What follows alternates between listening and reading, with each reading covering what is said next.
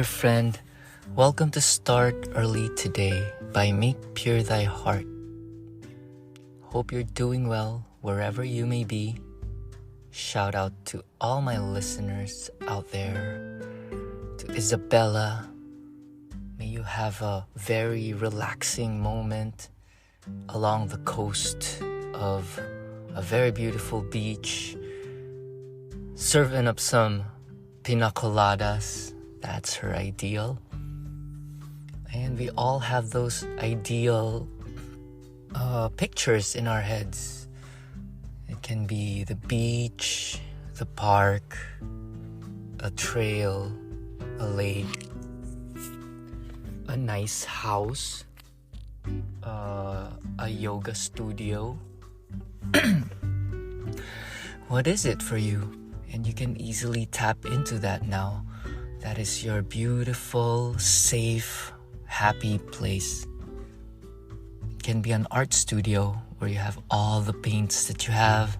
It can be a music studio where you can have all the musical instruments, your medium for expressing yourself through sound. You have amplifiers, you have analog tubes and processors, both digital and analog. So everything can be created in your mind. See through the mind's eye.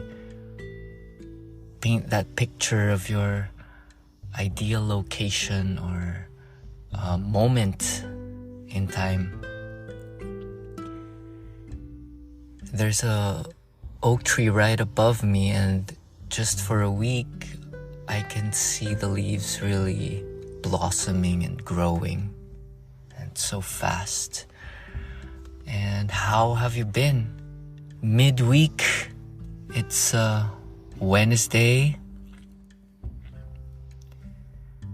I was able to do a beautiful tattoo, so that gave me really a sense of fulfillment, making people happy through creativity and making something that lasts, and it is permanent, and it can be taken anywhere.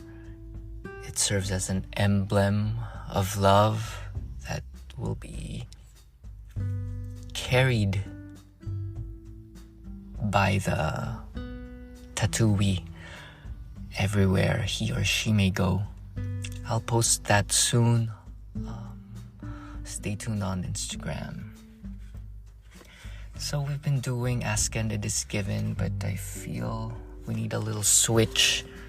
I got this little booklet called What on Earth Am I Here For?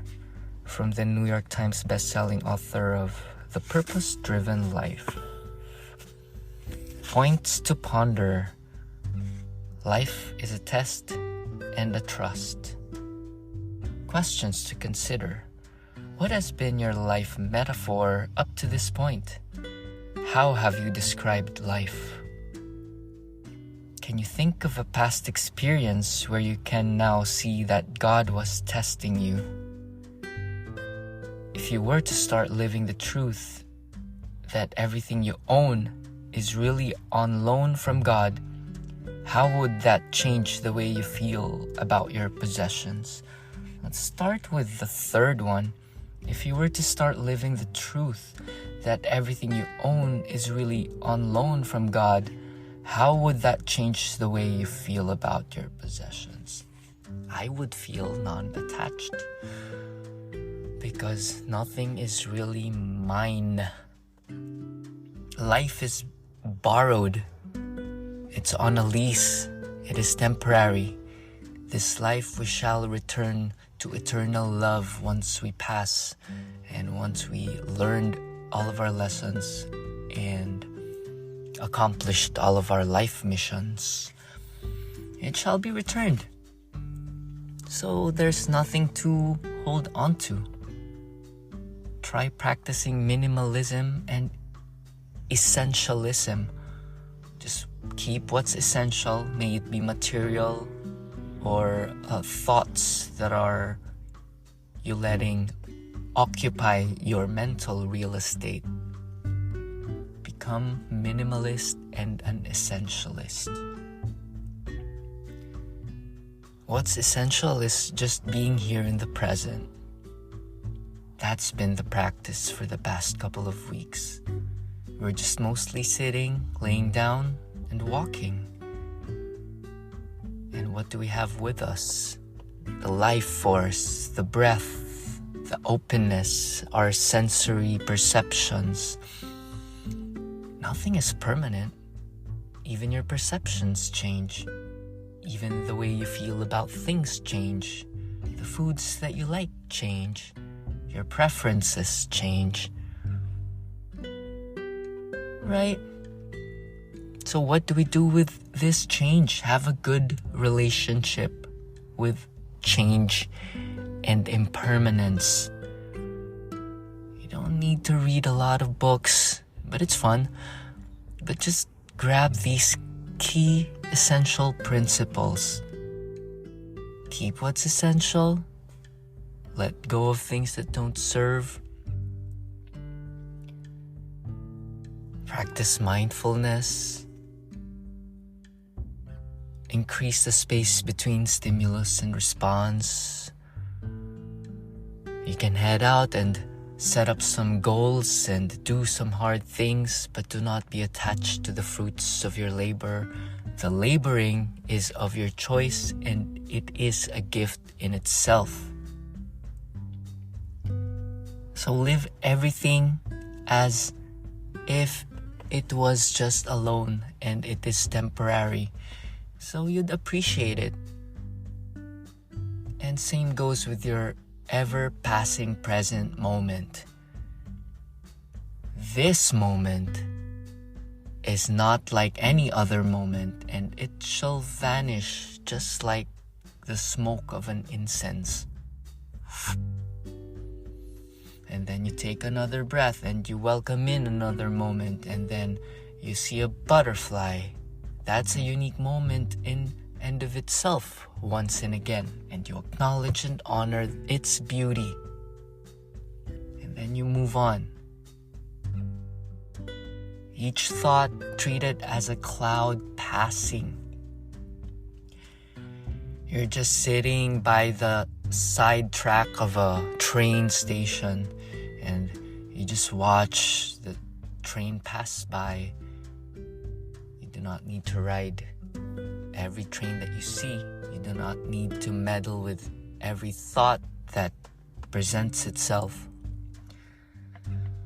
Do not believe everything you think. There's a book out there by Joseph Nguyen. I think that's a Vietnamese name, but I think he's American. He's a young kid. He wrote this book, and it's pretty cool. The title explains it very simply. Do not believe everything you think. Why thinking is the end and beginning of your suffering. Know the difference between thinking and thoughts. Thoughts arise in your periphery, in your familiarity, in your head. Excuse me. So thoughts come and go, but your suffering comes from thinking of it. If you reach out and bring forth your attention towards that, if you bring energy, if you focus your attention, if you give power to the thoughts, but thoughts of themselves are powerless. And it's neither good nor bad too. Thinking makes it so. So thoughts of resentment, regret, I should have been this, could have been that, and then thoughts of what if this happens and what should I do with this? Those are just thoughts. Watch it with your spine straight and shoulders pulled back, and the open anyata, the heart chakra, And relax the point in between the eyebrows and smile like the Buddha. Okay? Watch it, and its intensity will dissipate.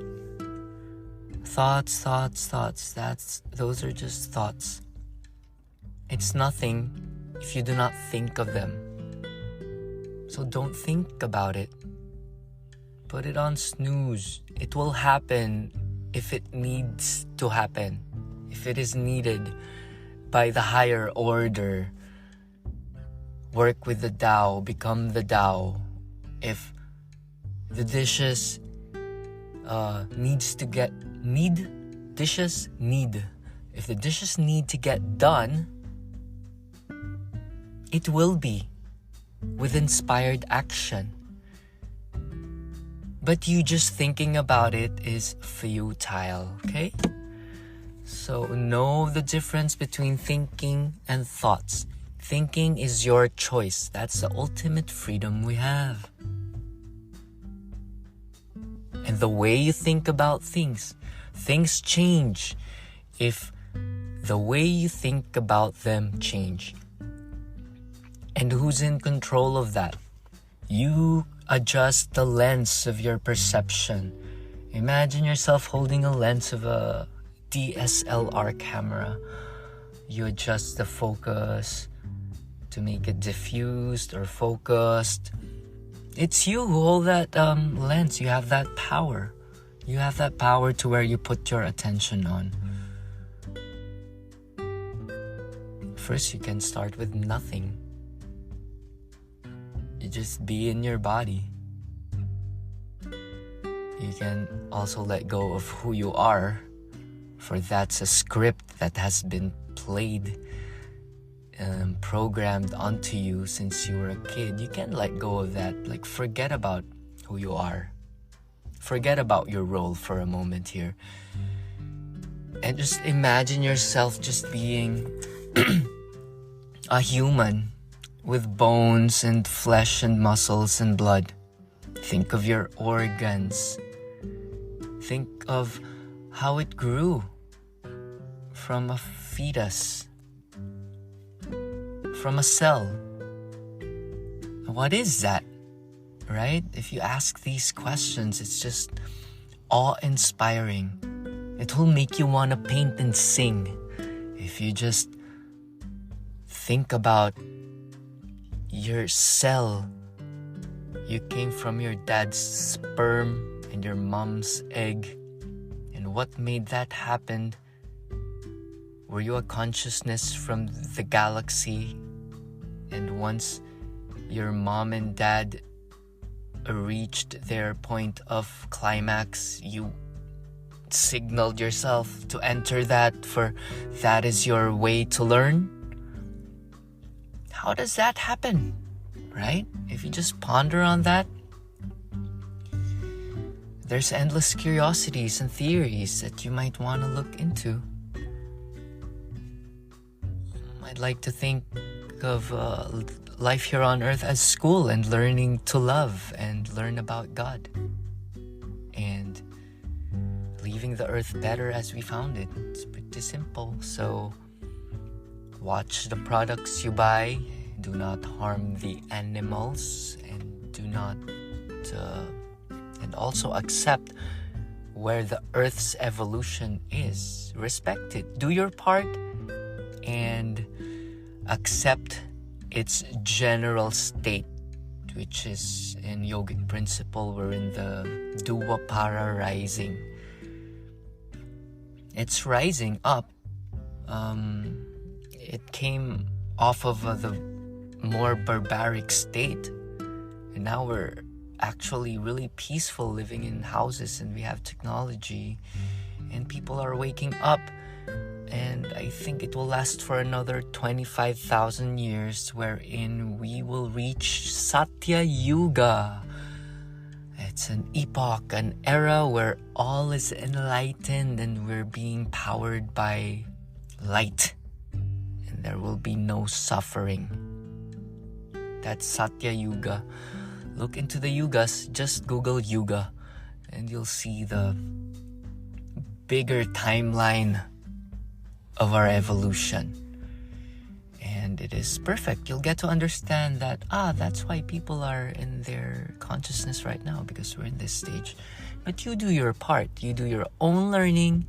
You clean up your own mess, and you share as much as you can, and you express the God in you as highest as possible.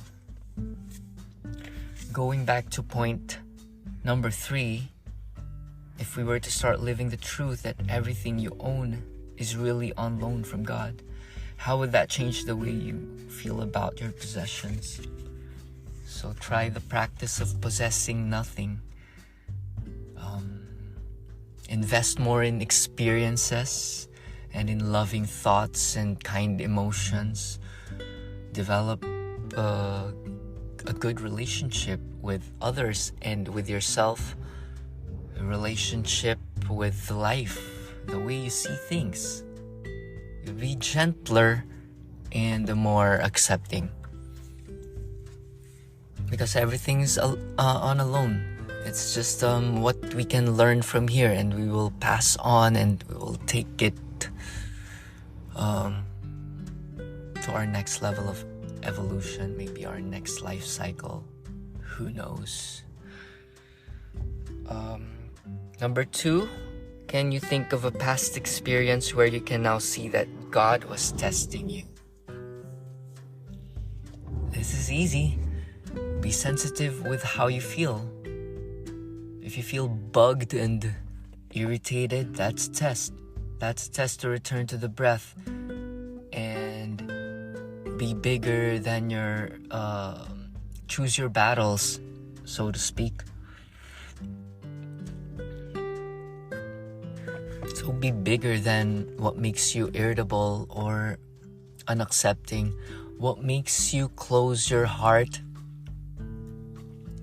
You continuously work on that. So all we gotta do is be mindful and watchful. Be sensitive to our reactions and our behaviors. It is a feeling in the body too. Like if you close down if you hunch your shoulders and if you shift your gaze. See? Approach life with open eyes and open heart. Understand and try to serve and help.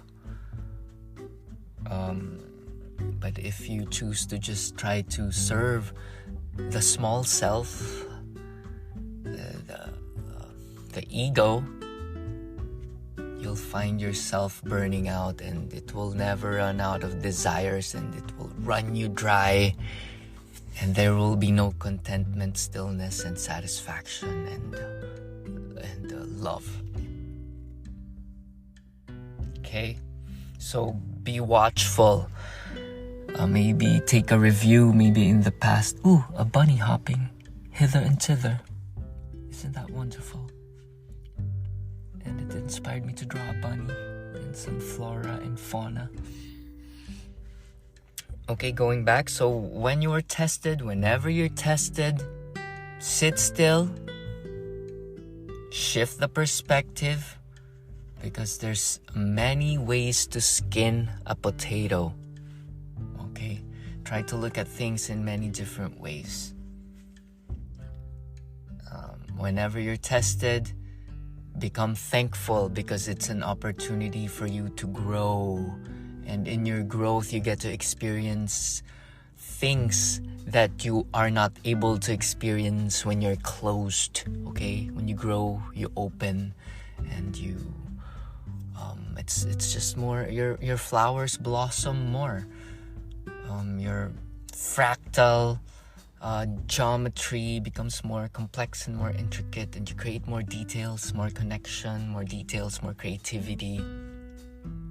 If you face and accept the test. And those tests, they are temporary. And as we have talked about, this is Earth School. So how are you testing yourself today? If not doing it voluntarily, observe how you are being tested by destiny or your life's purpose or your life's calling. It may be challenging your creativity, challenging your kinesthetics, your physicality. It can be challenging your past programming, your past limiting beliefs. Challenge is good, friend.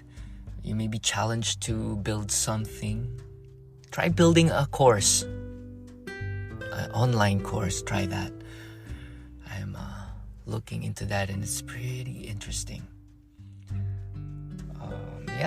There can be lots of tests there that can be fun. It's just the way you handle it. It's just the way you ride the wave. And then let's go to number 1. What has been your life metaphor up to this point? And how have you described life? Life's a test. Life's temporary. And life is a trust. That's my main takeaway from Rick Warren's The Purpose-Driven Life. And this tiny booklet, What on Earth Am I Here For?